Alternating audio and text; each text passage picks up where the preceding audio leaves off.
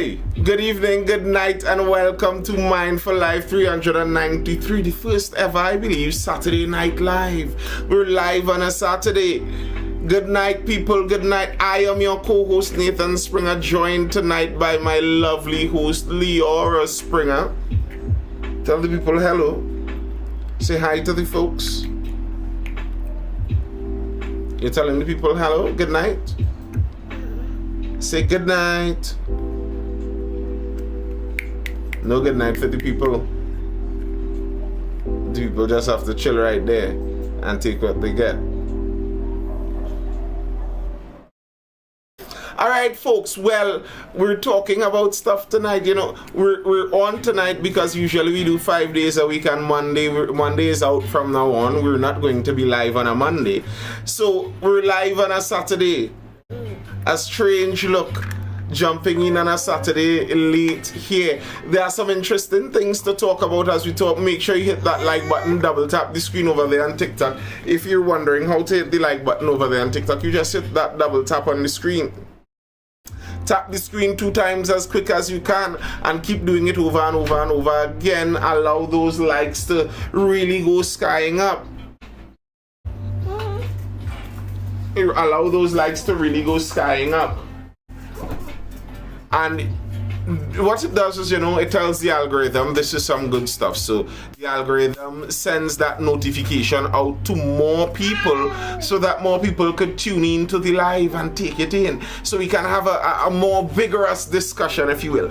And interesting stuff to talk about tonight because our opposition leader has released, our opposition leader has released her Mother's Day message. She has spoken for Mother's Day. And I can predict, I am letting you all know, I can predict that this is going to cause a bit of a furor in some quarters. This is the last thing that some people want to hear. For some reason, some people consider such discussions to be an insult. The very broaching of such a topic to be a backward and foolish talking point. What she say? Well, let's see what she said. Let's tune in and see exactly what our Tanti Cams had to say. That's no, it's Kamla, young women should become mothers. That's what Tanti Cams had to say. Young women should become mothers. And you know, if you know anything about how things are these days, you know such a statement isn't a very popular statement with strange enough with many people who are exactly the people who have the ability to become mothers. Many of them really do not like to hear discussion on whether you should or shouldn't be a mother. And Tanti Cams is pulling up in her proper matriarchal role, in proper Tanti role, and telling the young ladies out there, go make her the babies. And listen, if you all are familiar with my life, you all know I am a pronatalist out there. I am always with the making of the babies. Make the babies. Being a mother doesn't mean making a child. Okay, yes, we can get esoteric, but Tanti Cams wasn't talking on that esoteric level. She was speaking plain. Opposition leader Kamla Prasad-Bisasa is urging young women to consider the opportunity to become a mother. She said one of the most beautiful feelings in life is the happiness and joy experienced when you return to a home of happy children. Hey!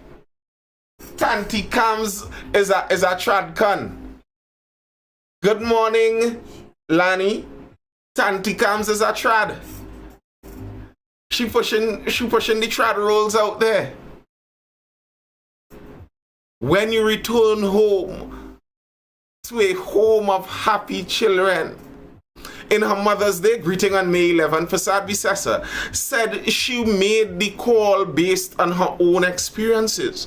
There's nothing more completing for a woman than the sounds of her children's feet running through the house, the shrieks of their blissful laughter, the tender touch of their hugs and kisses, the satiating innocence of their smiles, the quenching love of holding a newborn baby in her arms for the first time. Hey! Tanti Cam speaking. Tanti Cam's speaking.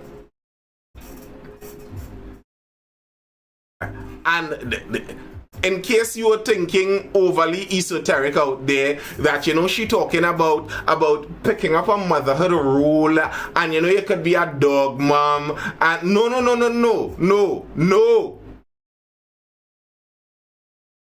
Sagittarius, no. Stop trying to misconstrue what Tanti is saying. Tanti is speaking plain. They aren't mincing words here.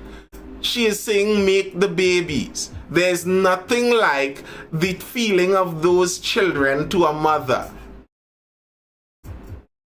Good night, Michelle. Hey, I think you would appreciate this. Tanti Cams is out there telling the young ladies, make the babies. And you know, if you're familiar with my live, this is exactly my kind of avenue. Good night, Joy. It doesn't sound like something she would say. Exactly, Joy. I am not sure. But I keep telling people, I feel that the UNC has someone in on the live. And they're pushing my live talking points. Every time I say something in the live, UNC comes with it in the next week.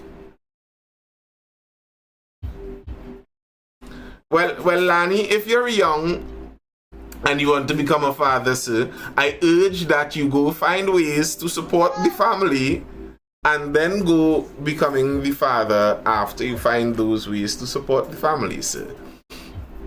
But Tanti Cams is saying the things. I have to reread this paragraph, people. Riley says this is a UNC live. Oh, you ignorant, sweet summer child. Yes, sir. This is certainly a UNC live. If you are opposed to such, leave. Let me reread that paragraph. Because if Tanti Cams wrote it, wonderful. Whoever wrote it, it was some poignant pieces of poetry. Michelle, you're saying exactly what Tanti Cam said there, you know. Michelle says, yep, motherhood can sometimes be a hindsight thing because the early journey can be challenging. Tanti Cam said that too. On the hindsight, we'll get there. Let me I have to reread this. The poetry of this line. Let me make sure the music is low. Let me make sure the ad-lib comes from the host. There's nothing more completing for a woman than the sounds of her children's feet running through the house, the shrieks of their blissful laughter, the tender touch of their hugs and kisses, the satiating innocence of their smiles, the quenching love of holding a newborn baby in her arms for the first time. Jeez. Tanti Cam's talking the things out here. I want to make sure everything is in order before I bring that innocent little child in this world. Correct. If you're not from a family and She said concentrating solely on careers and not motherhood during a woman's 20s and 30s would not negatively affect a woman psychologically at that time, because she would usually have a lot of single friends and thus a vibrant social life. Oh gosh, Tanti Cam's going and get people vexed. People going down and get real vexed. However, as the years go by and women surpass 40 years and older, social life slows and friends get married, moving on with their own families. While you may have achieved your career goals, life without a family and children may get very lonely as you get older. Oh, jeez. She's shooting from the hip. She is shooting from the hip.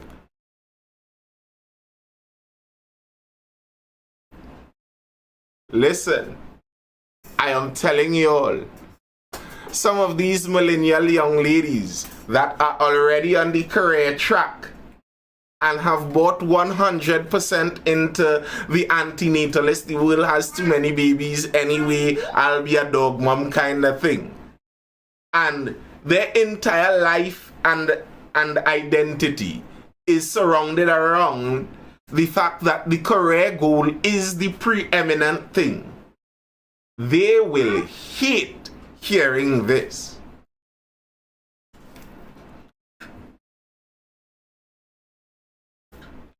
They will hate hearing this. As the years go by and women surpass 40 years and older, social life slows and friends get married, moving on with their own families. While you may have achieved your career goals, life without a family and children may get very lonely as you get older. Listen, I can't be angry. I can't be angry because, Michelle, you know, I am always saying in this live, one of the things I would like to see in modern times is for the older woman to tell the younger woman the truth. There have been too many people lying to the younger woman.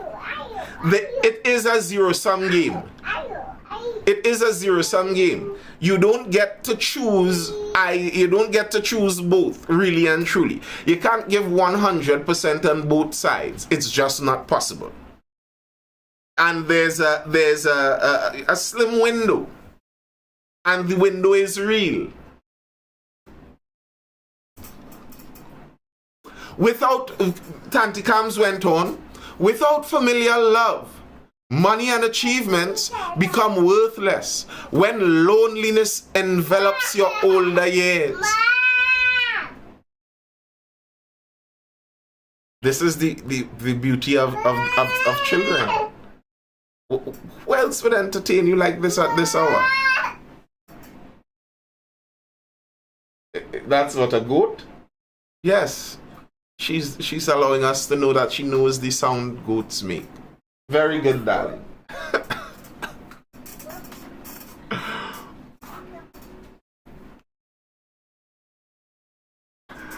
However, yes, without familial love, money and achievements become worthless when loneliness envelops your older years.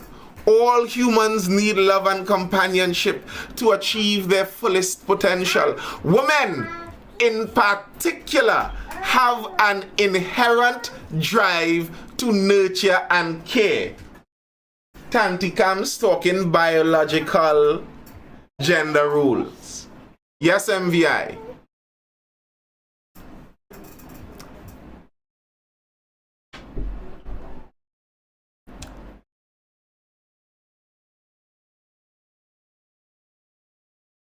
Does discipline overpower motivation? I'm not 100% sure how that question goes. Word up, MVI. But that line is a biological gender role line. Women, in particular, have an inherent drive to nurture and care.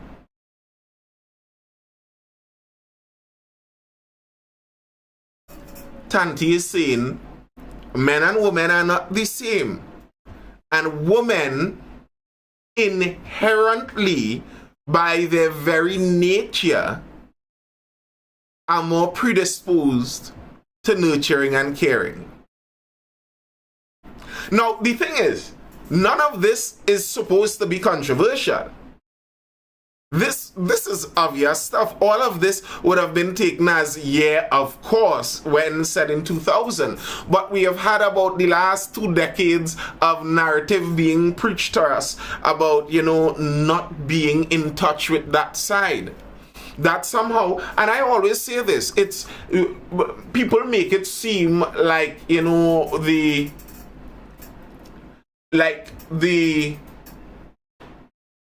patriarchy is a male pushing thing. But I found that a lot of what many modern feminists do is make what is typically male seem like the better thing. Like what Tanti Kams is speaking about here is something that men literally cannot experience.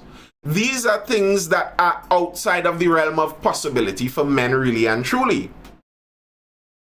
And why is that a lesser thing for women?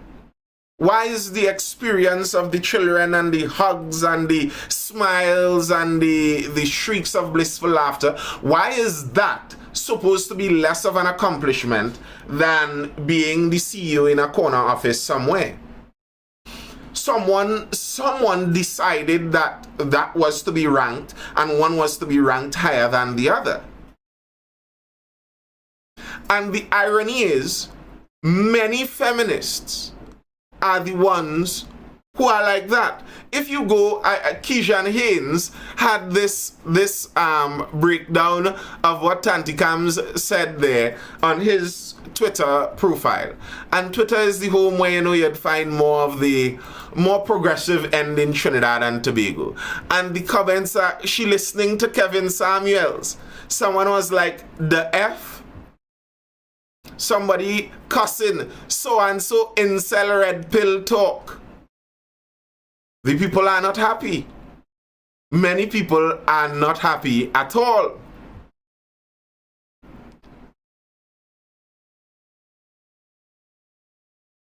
The comments are upset.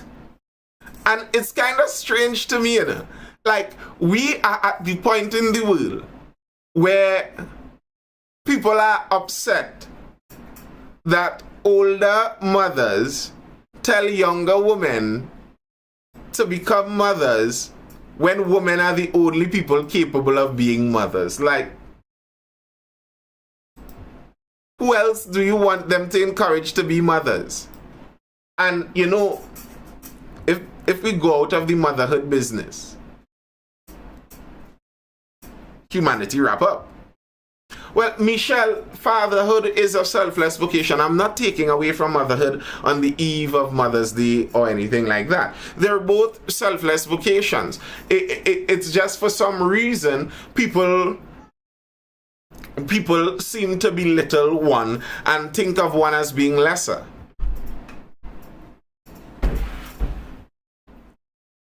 Yeah. I figured you were saying as much. People were upset. People are upset. Tanti Kam said, try being a mother, and the young ladies are angry. How dare she? How dare she? Hey, Otis. And to be fair to Tanti Kams, this isn't the first time she said something like this. Back in March for Women's Day, Kamala came out and said there's no gender war in Trinidad, no gender dominates the other in Trinidad. Tanti Kams was saying this stuff since Women's Day, so I don't know. Tanti seems to be more on the based side of the gender discussion.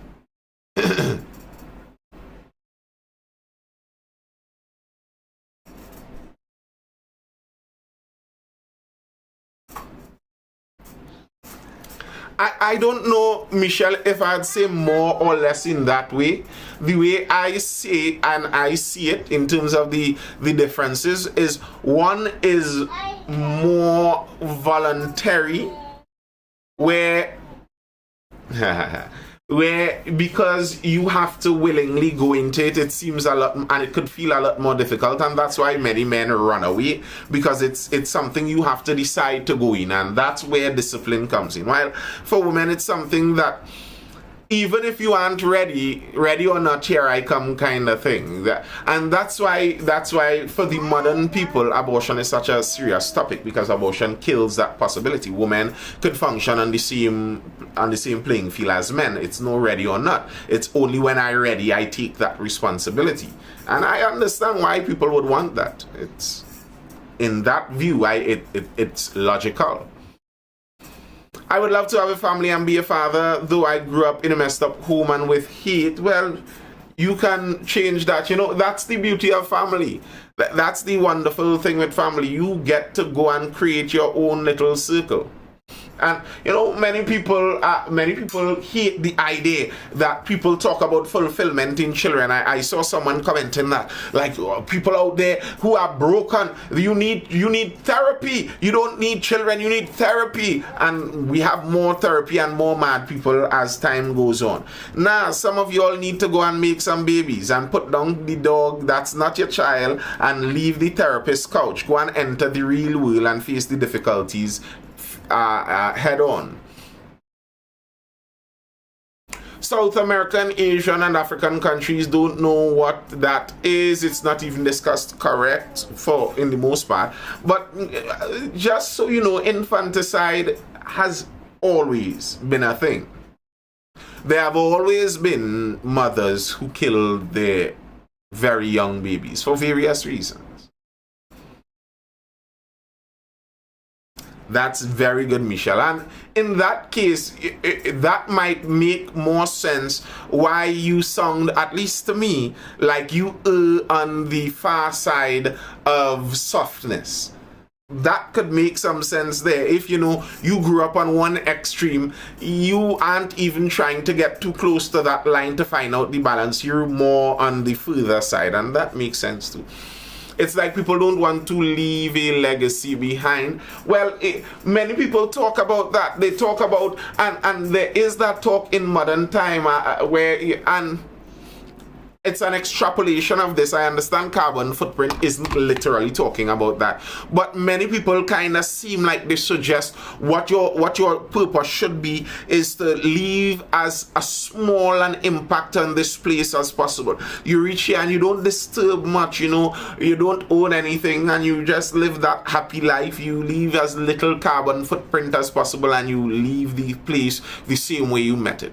I think that's not what we're meant to do. That's my opinion. Lani says most young people nowadays blame their parents and background for their actions, and it's a cover-up.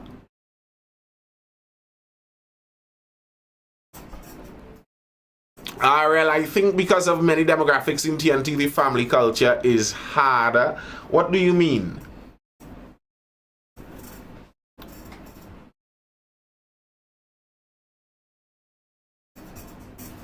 What do you mean by that? Jumping into the next interesting story coming out at the start of the weekend here. Criminal gangs caught spying on police.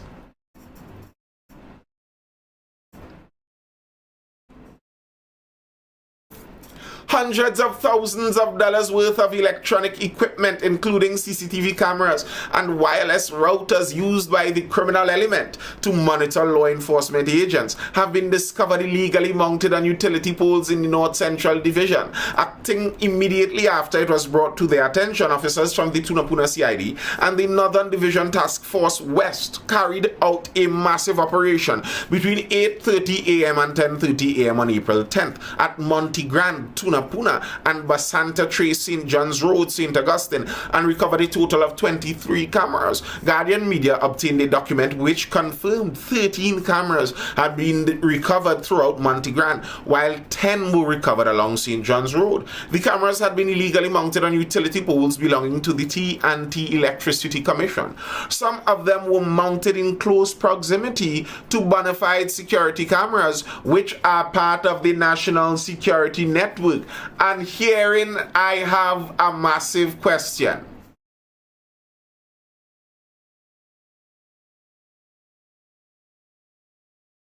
I have a big question right here.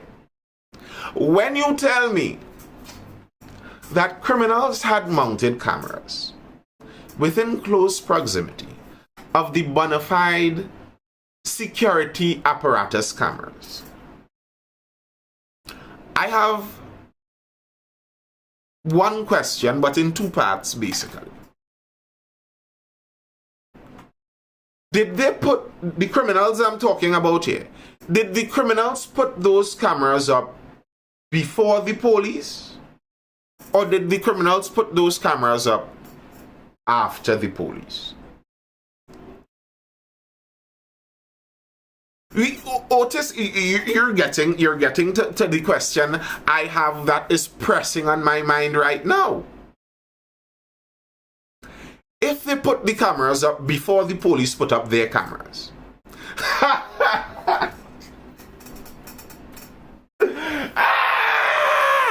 MVI says in conjunction with. I like that one. I like that one. Neither before, neither after.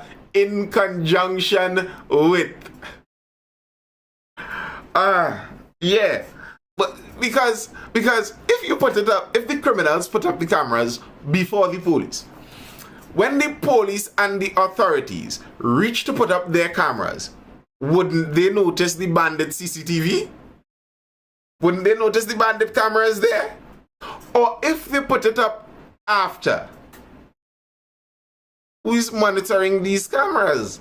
Was no one monitoring these cameras to notice anybody up on a pole installing a whole camera and wireless router? No one noticed any of this? I have to know. Would it be before or after? Or is MVI correct here and it's in conjunction with?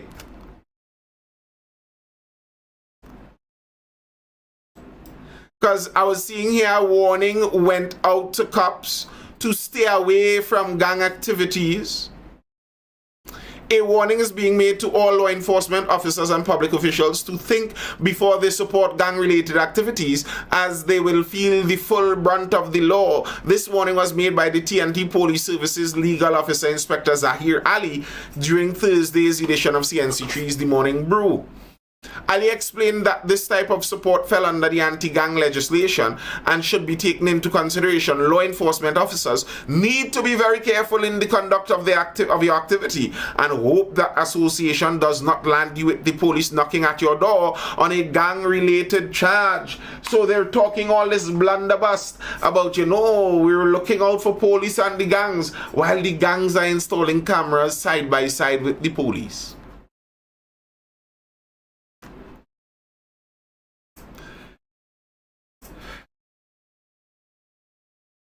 And just the other day,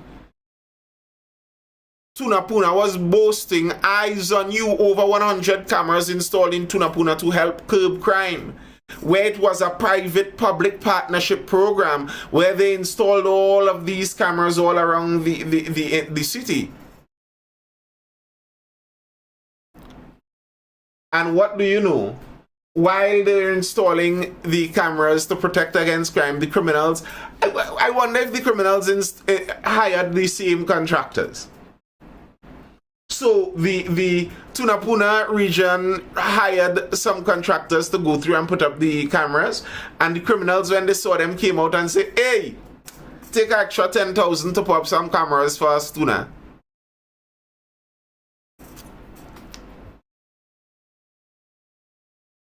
It's amazing. Really and truly. Amazing. MVI says, I left Trini a long time ago. Miss you all dearly, but my uncle was in CID back in the day. Facts. But uncle who funded those cameras, because to my knowledge, they're not cheap. Well, Here's where they went and found some of the equipment. Additional information revealed that a raid had also been carried out at Bangladesh St. Joseph, where a quantity of electronic devices were also confiscated. The location is believed to have been a monitoring hub, since it was said to have been outfitted with 2 large television screens, which showed a total of 62 cameras, recording live feeds of 3 police stations in the North Central Division, including the St. Joseph Police Station, the Tunapuna Police Station, and the Aruka Police Station. So this was a pretty extensive operation. It's interesting that when they raided the hub at Bangladesh, when they raided the monitoring hub, they picked up 23 cameras. They say the police picked up 23 cameras. But when they raided the hub at Bangladesh, they found 2 large television screens, which showed a total of 62 cameras.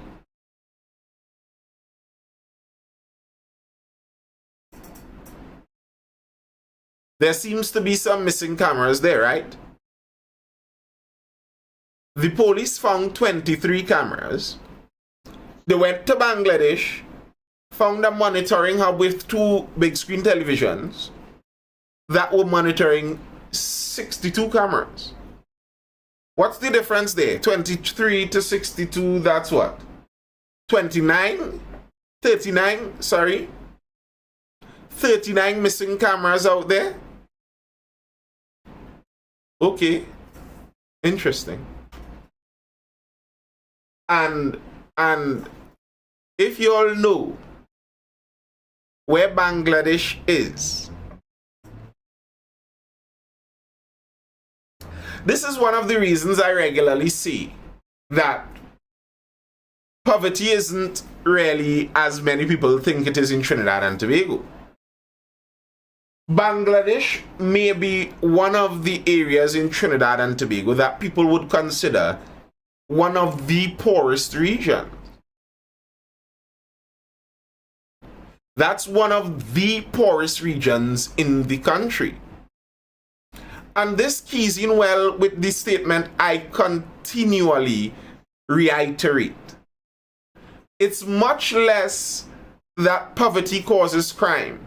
It's not that these poor people got big screen TVs and were monitoring police stations just because, they were so poor they had to get something to eat. It's more than likely that criminals enjoy the confusion of a desolate place, so they will ensure that the area remains poor. So it's the crime that causes the poverty much more than the poverty causing the crime. Lani says, is Trinidad being turned over to the criminals, or is our protective service failing us?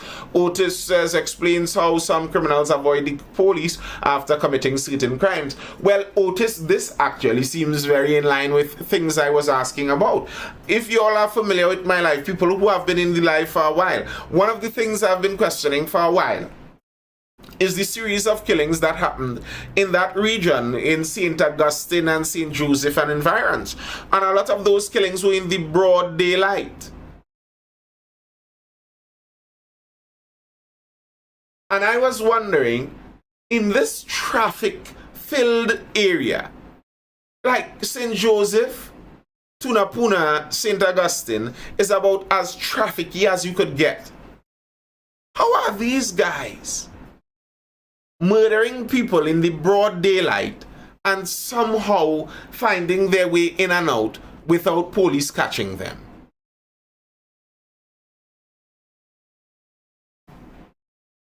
Well,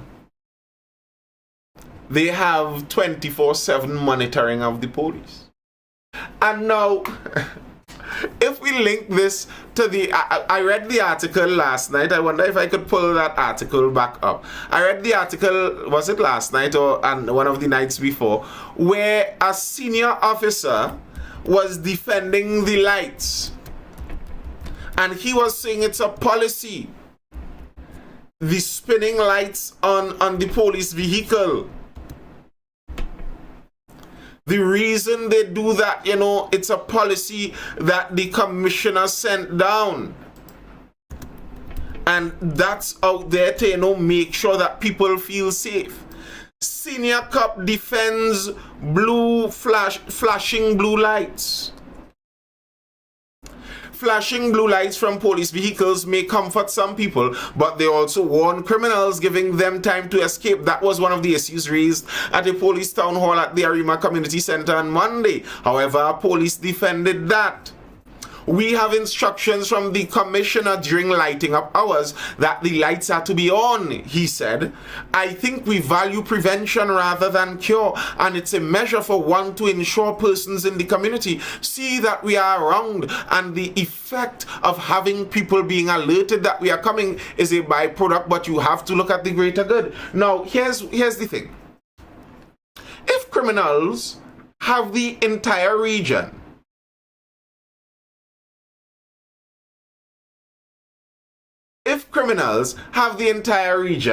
canvassed with cameras, Riley says police can't move through the traffic and the criminals can. Like, the police have the ability to move through the traffic. That's their special power. But yes, if the criminals have the entire area canvassed with cameras and you are spinning your bright lights everywhere you go at all times,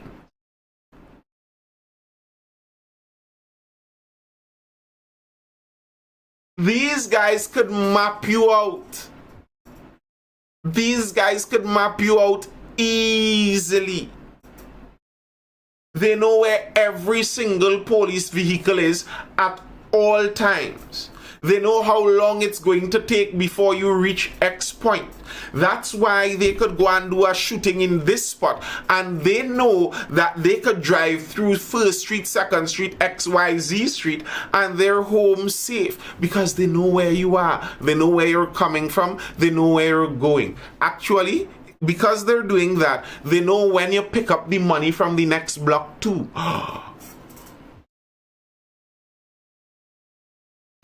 I wonder what incriminating footage some of those criminals might have of police officers. Imagine that. Imagine that. Sweet TNT. Hey. People, it's a Saturday. We aren't staying long on a Saturday. That's all I have for now. Any further questions or comments before I dive out here? We had a fast and furious session talking about Tanticams going red pill. Then we went over to hearing that the criminals apparently are monitoring the police better than the police are monitoring anything. Sweet, sweet TNT. Thank you, Lani. Big up MVI. As Trini Hotep always says. Hey, you wanted to... I did not... I was on the other page. Well, jump in, Trini Hotep. Say what you got to say before we dive out.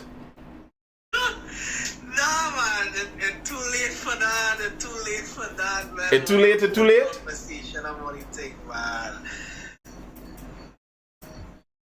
What we wanted to talk about here? The Tanticams going red pill? Yeah, because I think that's unprecedented. You know what I'm saying? You would think for a woman of her station now, boy, like being the first woman, nearly everything within the country, basically. You would think she would have the stance of a modern woman. You know what I'm saying? You know, breaking proverbial glass ceiling. So you would think that, you know, she would have that kind of over. But the fact that she's taking a very of her age stance, it doesn't shock me because the woman isn't 20 or 30, not even 40. Not even 50 or 60. Exactly. You understand what I'm saying? And the fact that, you know, I mean, she family oriented to that point, and you know, culturally she is family oriented. So there's just that there. So I don't think it's unprecedented. I think that she's going to get a lot of pushback from the women in the country, possibly from a lot of the young women within her own party might push back against that notion as well. So yeah, I mean it's unprecedented, but it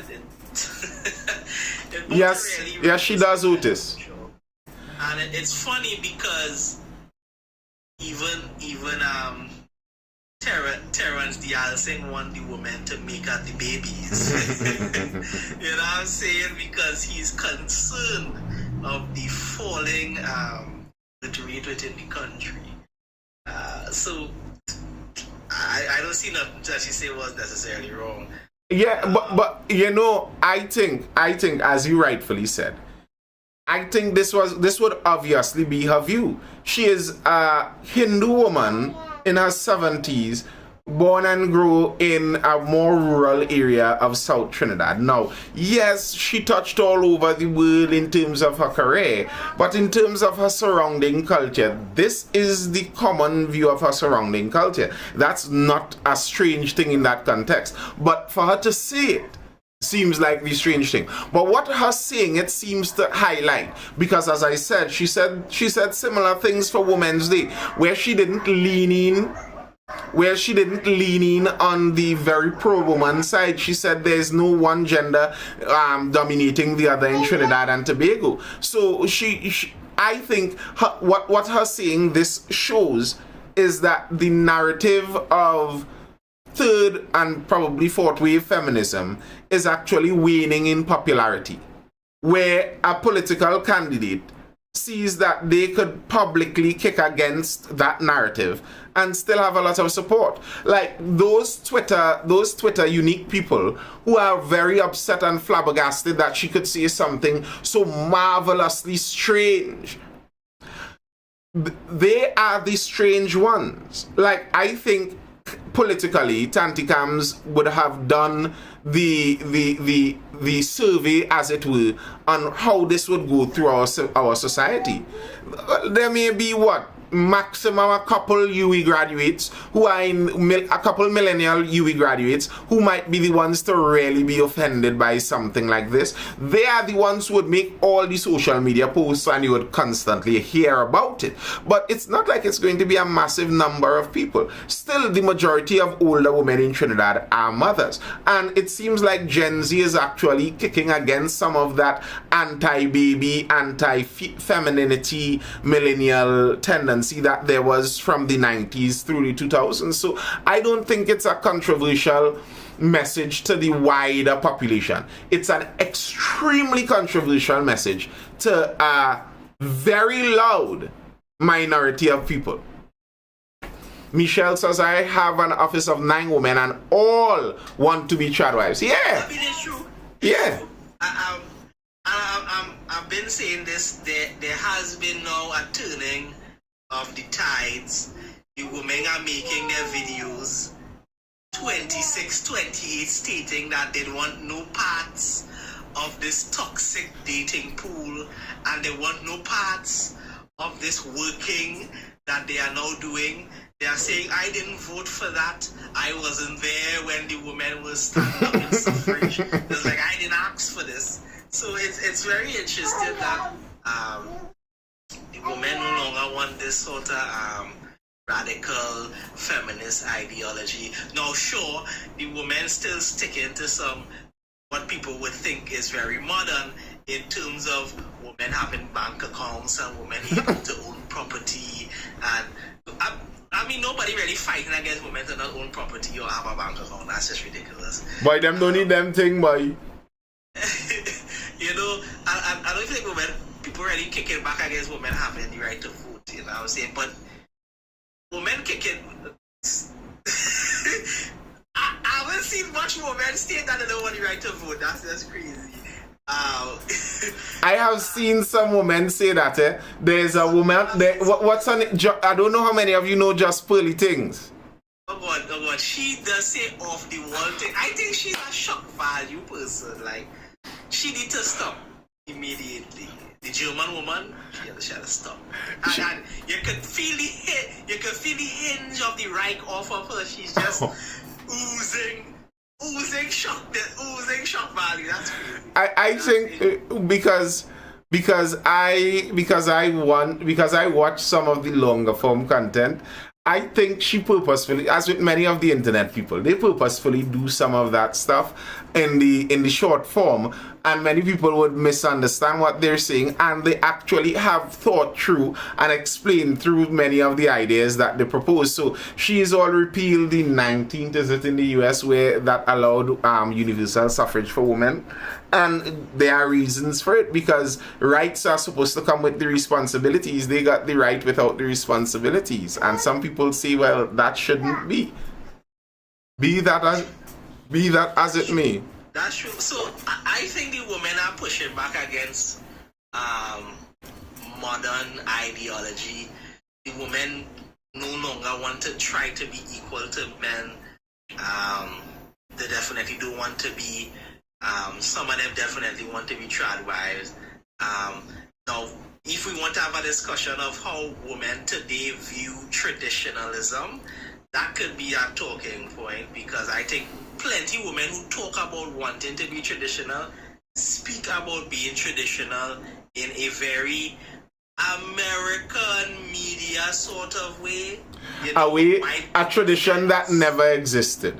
Exactly, a white picket fence. You know, the man pays for every single thing, and the woman that stays at home and bakes pies whole day and puts it on the windowsill. And that's not indicative of all women in every society. That's not a thing. You understand what I'm saying? So that could be a thing we talk about in terms of what women used to do in terms of traditional, because a lot of women used to do stuff that we think wouldn't be traditional, but was traditional in terms of women did gardening. Women actually grew food. That's crazy. But you see, like Training Hotel, this is again like what I say about the Twitter weirdos out there who would be flabbergasted at what Tanti Cams is saying. For me, I still live in a pretty rural area in central South Trinidad, where you see that more Indo culture.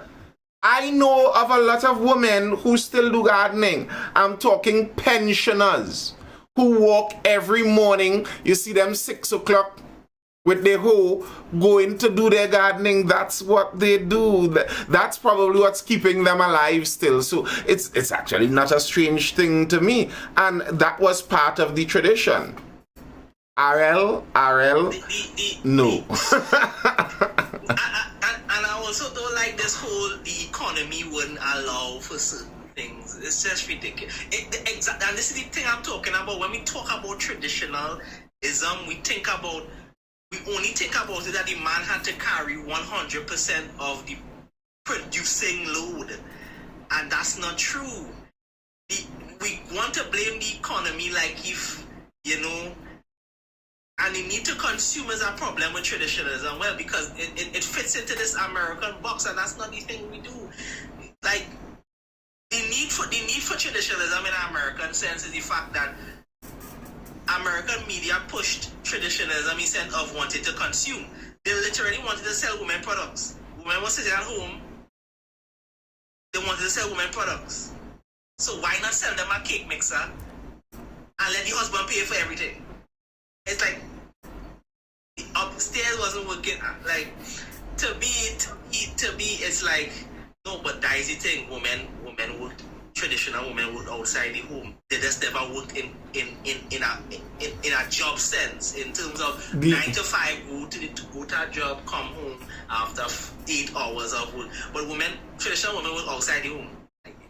Well, they did work outside the home, but bear in mind, there are realities, biological realities. I regularly talk about this. Bear in mind the advancements in sanitation we have had were not always there, and advancements in sanitation allowed greatly for women to leave areas of comfort further and for longer periods of time. But there were significant real life differences with just how we handle things that didn't allow for women to just as easily go frolicking around the world. Besides just safety too, and safety would be one. Michelle says we need 2-income households. I reject that notion. I don't think so. That's not true.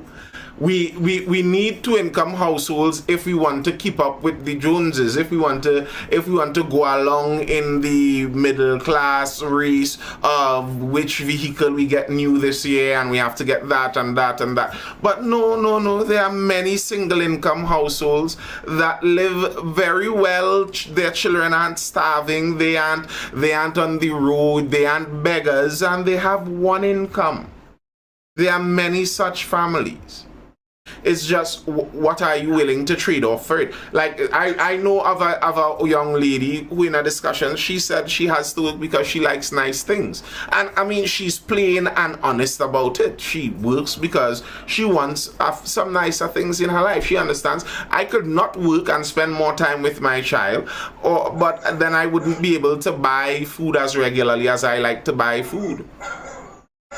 Like, it's like Michelle says, so woman must be home and suffer too in today's economic climate madness. I don't know what you mean by suffer. I think Western people just have to admit that they want to consume on a very extravagant max level. That's just it. They say they want to consume at a high level. Like it's kind of amazing that you somehow bought the lie that it's impossible to eat and live on one person working outside the home. That is just not true. There are many people who did that impossible thing walking around Trinidad right now. What are you talking about? What? Michelle, I think the extravagancy is a regular average income household thinking that they would need certain things, so 2 incomes is needed. And I'm not saying that I'm not saying that women never produce some sort to the family in terms of finances. What I'm saying is that people believe they need to join 2 incomes in terms of the inflating economy in order to get shit popping. And when they talk about getting things popping, they speak about, well, I have to buy a new car and it must end in PEG today. And if you don't end in PEG today, I ain't buying it. You understand what I'm saying? They must have the latest clothes, at least the food. Listen, I watch Trinidadians every day. I travel to work every day. And I see a brand new car on the road every day. Yes, Trinidadians are consumerist kings. And I'm like, okay, but everybody that be talking about, oh, the economy can't be sustained. Oh my God, we can't live on $21.50 hour. But how people are going to the bank and get a loan? What is this? I don't understand. Riley says a ramen soup diet is dangerous. Riley, and that's the thing. People are so modern that when they think of eating poor, they think of going to the shop still. Bro, you still spending money. You want cheap? Eat top and bottom. Do you know what top and bottom is? You eat the top of the dasheen with dasheen bush, and you eat it with the bottom of the dasheen with the dasheen itself. And that's a free meal. You could have a latrine emptying into a ravine and you're growing your dasheen bush down there and eating that for free for years. You're talking about ramen soup, and I can assure you, you could eat top and bottom dasheen for 3 years and allow the person who is working and buying breakfast on a morning, buying lunch midday, and buying a nice food on the evening, you with your latrine grown dasheen for 3 years will be healthier than them. Who you know, I have to work because I have to get food. We have to eat. And when people talk about have to eat, they're talking about spending $7,000 a month. And now, I am not insulting anybody for doing that, because I understand as your resources grow, your needs seem to grow too. So the thing is, Michelle, I'm not denying your reality as it shows itself to you there, but it's a reality that would have been created. People who make $30,000 a month feel like if they get a decrease in salary of $5,000, they're going to die. Like, I just can't do that, you know. I can't do that, you know.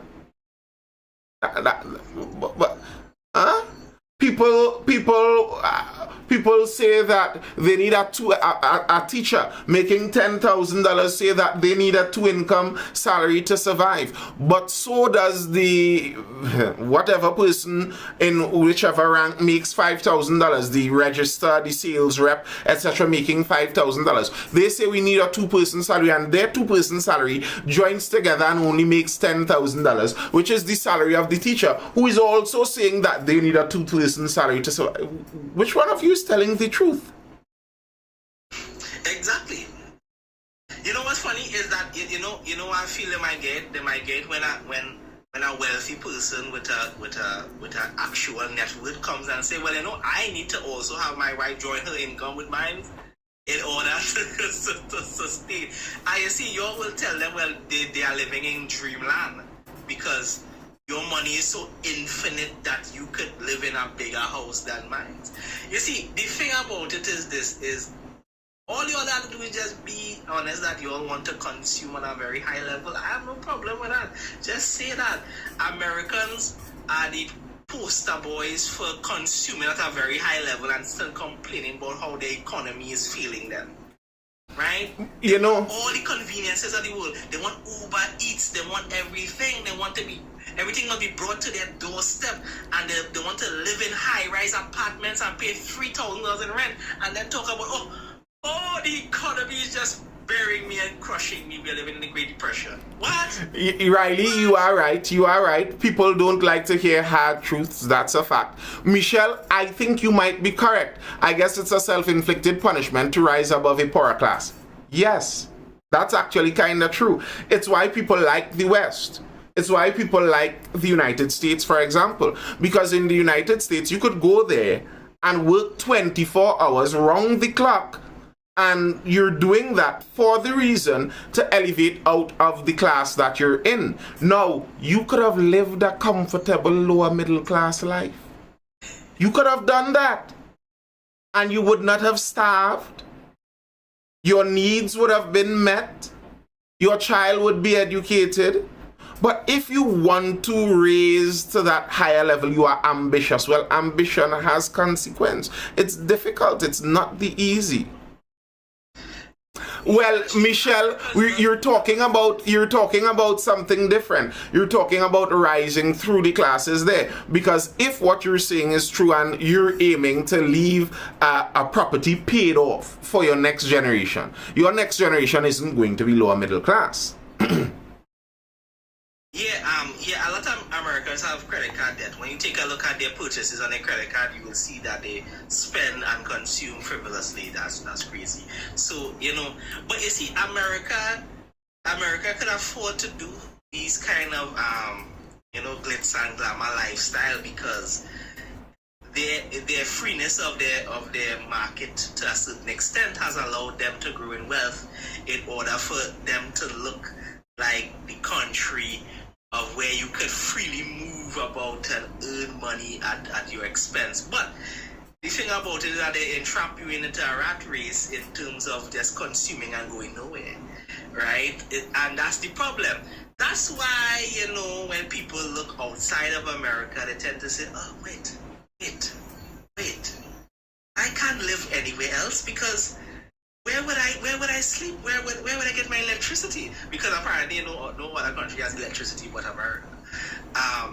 It's funny because now there has been people who've been traveling to Africa.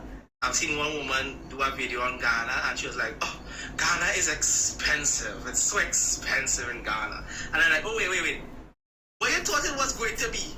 Mud huts and lanterns. Like, that's crazy. Like, what? You know, it's like there was a study done on many native tribes, and they realized that tribes, I can't remember the exact number, but many tribes, their actual work hours were very few. They worked like 3 hours or something, 3-4 hours per day or something like that, and relaxed and had lounging and recreation for the rest of the day for the most part. And people were like, well, why don't we do that? We should well, if you want to go and live just off of the covering that the forest gives you, and be naked and eat what the forest gives you and hunt the animals that the forest provides, well, you don't have to work very hard either. But if you want to have an air condition running, and you want to have lights on in your house, and you want to have a pump that can kick water and spray water on your back when you bathe, and you want a tank that in case your water service, which you must also pay for, fails, that tank must be there, and you want a concrete house, and you want... all of these things cost, and that's what you're working for. That's why you work. Now, you didn't have to do that. There are Rasta men out there living idle lives up in the mountains, you know. Right. Go and listen. You all know that yam grows by itself, right?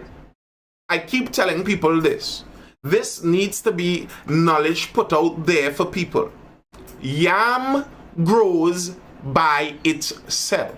You go in the forest, you look for the vine. The vine would be up on a tree somewhere. You follow the vine down to where it's buried, and you dig it up. And you could go, there are people that do that. There are people that go and dig yam in the forest and then go in the market and sell it and make a hustle. That's why I take, when people talk about poverty and things so hard, I take, we have to hear the details of what you consider in things so hard. But in terms of feeding, you could go and eat that and feel free. You all know pawpaw grows wild in the forest everywhere. You all know that, right? There's papaya on trees 30 feet tall in the forest, man. Yellow and glistening, orange and juicy, tasting perfect. Perfect. There are green figs. You're talking green figs? Wild in the forest too. So, you know, if you don't like the life of working hard to acquire more things and build up in the rat race, you could go and live like a manikou and work fewer hours. They could literally they could do a Maasai tribe life. The Maasai tribe in Kenya lives very rurally. They live in houses that the women build, by the way. Shout out to traditionalism. They live rather comfortable lives out there. You know, they believe in men and women being actually men and women. Right? But the thing about it is that's just the thing. You work for the amenities of life, you work for the luxuries of life. If you complain about that, then by all means complain, but people today think that the luxury of life is supposed to be entitled to them because other people also have it.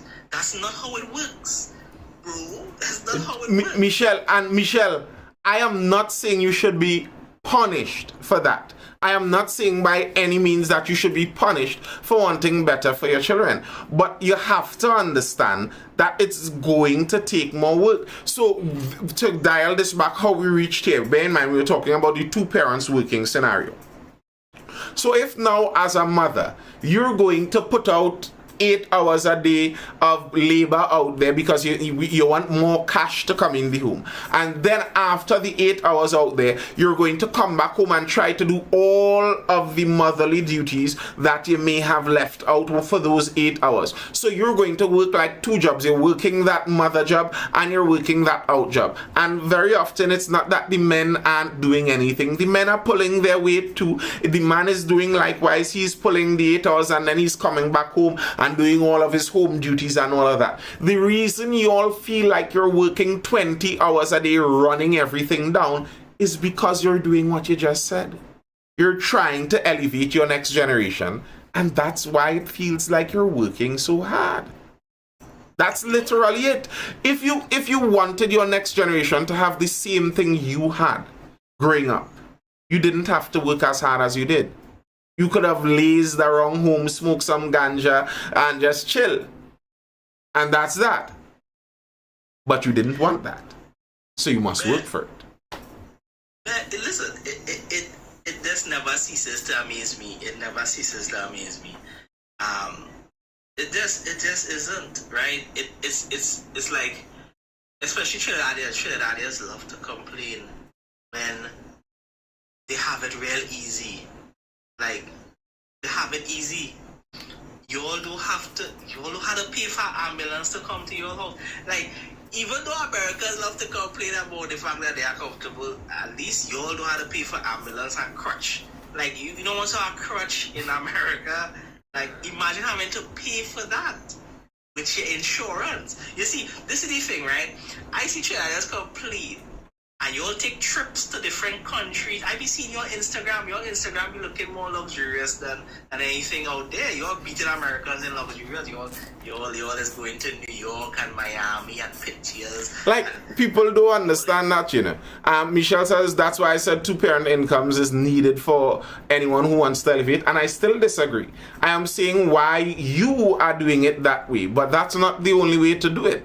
There are multiple ways to do it. You could run your house as a household, as families have done for time immemorial, and your household generates income as a household. So that way, it's not just that the man alone is out there making money, but the man has the support of the woman, so he could make more money.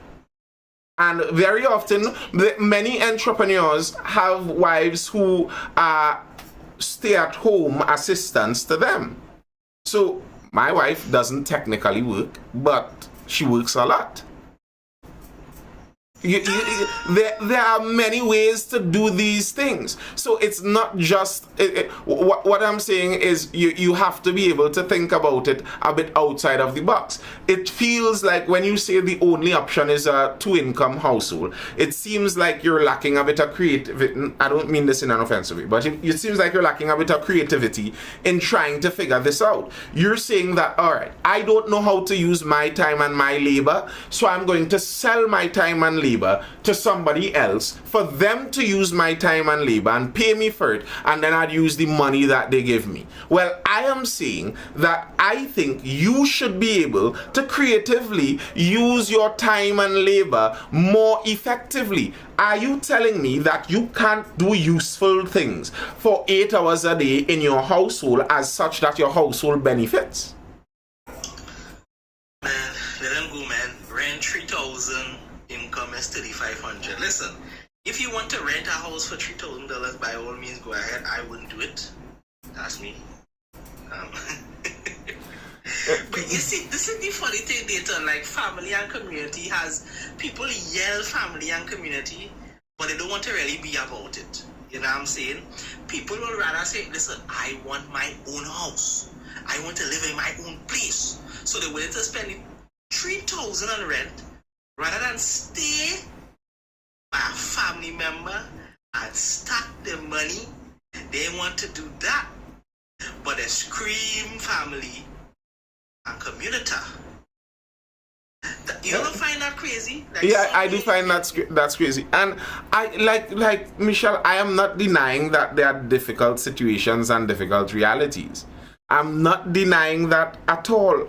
And sometimes it's so difficult that your only alternative is that you have to work. So there were some households where, even in times gone before, I'm talking in the 60s, Tanti used to go with a pregnant belly and mix concrete. I know about families like that. And those were traditional families. But it was necessary at that point in time. Daddy had a bit of work to do some construction, and the money he getting paid to do it, he can't hire laborers, the money not spreading. The only people that could do it is in the family. And mother did it too. I'm not saying that those realities don't exist. I'm not saying that by any means. I'm just saying that I think that creative use of your energies, of your time and effort, You can use it from within the home. And you're saying everyone isn't an entrepreneur. You know, I am one of those that is of the belief that everyone can be entrepreneurial. I think everyone should be. To me, that's the ultimate for the free market. That's how the free market works best. When everyone treats themselves as entrepreneurial good. So even if you have a skill, your skill is a learned skill from university. Well, treat that skill as a good that is marketable and can be sold to the highest bidder. That's all to be entrepreneurial. You would think people would understand that now, right? But you see, they have been so entrapped in the industrial revolution type of thing. They need a job and need an employer to pay them a job, and the employer set the amount to be paid. Right? This is why unions and thing has become a thing. Somebody must talk for you, somebody must behest on your behalf. Rather than you telling me, right? We students go for 8 years to get a degree, and they come out and they're demanding an employer pay them rather than they actually value the fact that they waste their time and effort, sorry to say it, to go and get a degree. Yeah, it's like, Michelle, you're saying, hey, anyone want counseling, I charging love. That's not even a joke. I am on the internet here. I don't only just talk for kicks, I teach. That's my job. I make money by teaching. I don't deny that. I charge well when I teach. And when people hire me, I make money. And I advertise my teaching online because that's my skill. And look at that. I could have waited for the government to give me a call and put me in a school and give me a teaching work. And that's how I teach. I could have done that, and stayed in a school rather and taught there all my life, and that's where and where would that have left me? I could have done that, and then that would have been the only thing I could have done. I couldn't have come online here and say controversial things because somebody would have called my principal and put me out. And that's the thing. That's the thing with the free market, though. You have to figure out what the market wants. And that's how the market tweaks us. The market tells us when our skills are worth it, or when we need to tweak the skills that we are offering. Make sure it's something that is valuable. Allow people to understand the value proposition you're giving them. This is how you gain value from this. So I remember, I think it was Jordan Peterson talking about that, where they offered, he's a psychologist, and they offered to law firms that they would go there and treat with their highest performers and allow them to retain their highest performers and allow them to perform higher. That's a value proposition. You show them how you can create value for them. That's what you do. That's how the free market works. That's how you gain in it. Amanda Pink says, a family of 9 persons, how much would you say is essential? 0. 9 persons, you have workers for so. Get some goats and breed the goats. Get some chickens, breed the chickens, and you'll get eggs. You could set up a recurring meat chicken setup where you sell the excess meat chickens and you kill the ones that you need to eat. 9 people, you know how much hands on deck you have? Train them well and you have a farm going already. Bro, and that is the thing. That is the thing for me. And that's the problem. That is the problem right there. Listen, I'm not old enough. I'm 26, but I like the fact that I grew up in South. I like the fact that I grew up in Point. I like the fact that I grew up in Point in the 2000s because this is the thing. You have a big family. Why you're not working as a family in order to increase the economic value of your family? No, you only want to walk your children today because they abuse. Well, I used to be mining chicken, ducks, goats, and we making mad money from the chicken, ducks, and goats. But no, all they want to walk your 12-year-old child because the hand must be nice and moisturized, and the touch a pen because education of the mind is better than education of the body. This kind of, you see, y'all entrapped. I know y'all have been mesmerized by nonsense. And I'm not saying that all degrees are waste, but best believe wasting your time in a school institution to come out and complain when you're not valuing your own labor that you have wasted is ridiculous. It is. It's just ridiculous. Not everyone is built for entrepreneurship. I don't agree with that. What are you saying? Everyone cannot value their own labor and skills? Because that's all there is to it.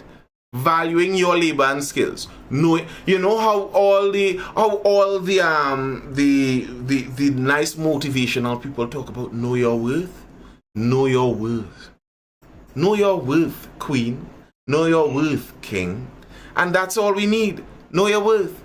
And bargain your worth. And that's it. That's it. And what I'm saying isn't for everyone to go out there and open a business per se. But I think everyone should be treating with it as such. The thing is, in a society where the state employs a huge number of people, it makes that kind of thing difficult. So the state employing people kind of disrupts that. Michelle says, Nathan, Utopia is back to the agro societies. I agree, we back to basics. Listen, just so you know, multiple religions, when they talk about the origin of man in man's perfection, speak about a walled garden. It seems like within mankind's joint dream, deep in our recesses, when we think about where should we lay our heads, a garden comes to mind. Someday I'll make a video showing you all the back of my yard. I have my chickens. I have a system going right now with meat birds. So I have chickens producing every week. I have some meat birds that I sell the extras with. Initially it was because chicken just too expensive. I don't want to be paying $300 every week to buy chicken. So I say I could mine chickens, I'll mine it myself and put it on a system. The system works effectively enough that it creates surplus, and what would you know? Profit. I did the same thing with eggs, and the same would be the case with that. I wish I had more space to throw in some goats and sheep and stuff inside there, but who knows, as time permits, we'll see. But it's a real thing. I feel good sometimes. I boast about it sometimes. An entire day could pass and I eat meals, breakfast, lunch and dinner, where nothing from it was bought. It came from my garden and the backyard. No, because I'm private. You see, that's not a flex anymore, because we could say we don't quote unquote live in an agro society anymore, even though we still do agriculture as a means of producing goods. No, we don't flex on that anymore, because who got time to dirty their hands in mud and dirt? No, I need to go to Crave or Movino or Azari and buy a D-line steak for $3.75 and drink champagne. What is he talking about there? It's more flexy to post up. It's more of a flex to post up on Instagram that I'm eating at Crave. Well, okay, and in that case, we understand why you need a two-income household, and why baby is growing up without mommy's care, and why the child feels neglected, and why family is disintegrating, and why society is being disrupted as such. We know why. Because people want more Vino steak. Me working now is the most freedom I've ever had. I've bought things that I've never bought before. I love it. I love to spend money, you know what I'm saying? But at the end of the day, I'm still keeping down to the fact that no, I'm enjoying life is nothing. I enjoy life all the time. I go there, I spend my money enjoying life and frivolous activities too. I'm not saying no. What I'm saying is that I don't come here to complain about, oh God, boy, you couldn't raise that minimum wage to $100 an hour, boy. Like where we live now? No, I'm not saying that. I would never say that, because that's not how it's supposed to be. And bear in mind, this all came from the two-parent, two-income home thing, where I maintain it's not really necessary. Get some chickens. Mind chickens in your backyard full time. Like, there are so many different things to do, and I've realized from having this discussion with people in person, when you have that discussion with many people, especially and it's women because that's the tenor of that discussion. You have that discussion with many women in person, and you recognize that the reason many women want to go out there to work is oftentimes nothing as lofty as the reasons that they give to the face of it. Like, I want my family to be taken care of, and no, many of the times it's because they're bored home and they want to do something outside. Many times that's the reason they're working, because they want to leave the house. You're paying exorbitant fees for, you know what? It's crazy. And you really got to do a cost benefit analysis on all of it. Sometimes when you look at it, some people are leaving their home in South to go to Port of Spain to do a job that makes $5,500. $1,000 plus of it is in transport. Then you have to pay a significant chunk of it in buying for food for you to be able to eat while you're out there. Then how much goes in childcare? Then how much extra must you spend in how you cook differently for the child because you cannot be around? Yeah, you have to actually do a cost benefit analysis on it and see if it's actually beneficial for you to do. Now maybe Sistrin is a lawyer and the amount that she rakes in is just so much that it's worth it. And I'm not saying no. I have no moral compunction against women working. That's not what I'm saying. I'm just saying that I don't think many people actually fully think it through. And I think many of the times when people say their reasons, it's not something that's actually logical. Where you want me live by Belmont for $600? But Nathan, I talk to Americans a lot, right? Yeah. And you tell them to weigh the cost-benefit analysis. Is it benefiting you to live stacked up in a metropolitan city, pay exorbitant prices for things, rather than you move down to a more rural area of America and pay less than you would pay for things? Like, no, I don't want to live down there. I don't want to live in the country. I don't want to live there. I live in there for choices. Everything not here. Well, that's what you're paying for. You're paying to see the bright lights, and some people are willing to pay to see the bright lights. And okay, well, pay and hush up. But there are different ways to do many of those things. And I'm not saying that sometimes there aren't greedy people and there aren't things that could be done better. But many of the things are just choices. We choose sometimes the punishment we want to put on ourselves. That don't make no sense. Because Trinidadians do the same thing. Trinidadians do the same thing. Trinidadians do the same thing.